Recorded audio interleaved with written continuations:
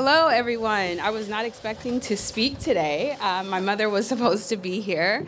But I just want to say thank you so much for acknowledging my mom. I would like for everyone to take a moment and look at your brochures on page 10. That is my mama. I would love for you to read the story. My mom was wrongly convicted and sentenced to prison when I was 12 years old. She had a life sentence without the possibility of parole when I was just 12 years old. And it was such a hard upbringing. I can tell you that, I grew up in the worst of times and the best of times of my life. So hearing all of the stories today, but hearing my story, I feel like from my perspective as a child, having a mother that was incarcerated, it changed me. I think, when we go through life, things that happen to us, we don't realize that it's for someone else. And I think, my mother going to prison, it has built me into the woman that I am still becoming. Through my mom's, unfortunate situation, led me to, one, become a great business owner. I own a waxing salon in Beverly Hills, a Black woman in Beverly Hills for 15 years. Thank you.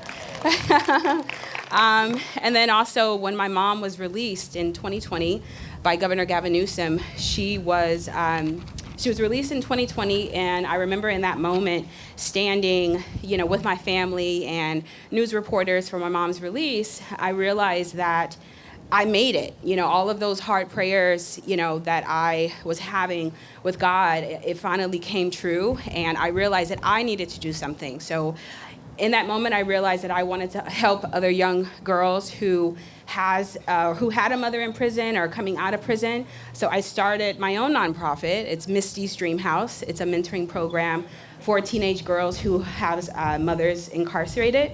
I do a ton of events, feminine hygiene events, vision board parties, and really just exposing the girls to a world that, they may have not seen before, but I just want to say that, things that we go through in life, like I said before, it's not just for you, it's for someone else. And, it's Sunday. I don't know if everybody made it to church today, but hallelujah.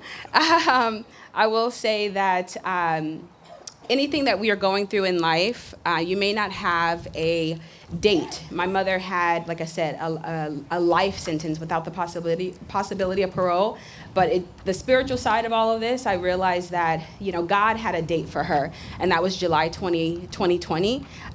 So whatever it is that you want in life, know that God has a date for you. So just keep pushing, keep striving to be the best version of yourself.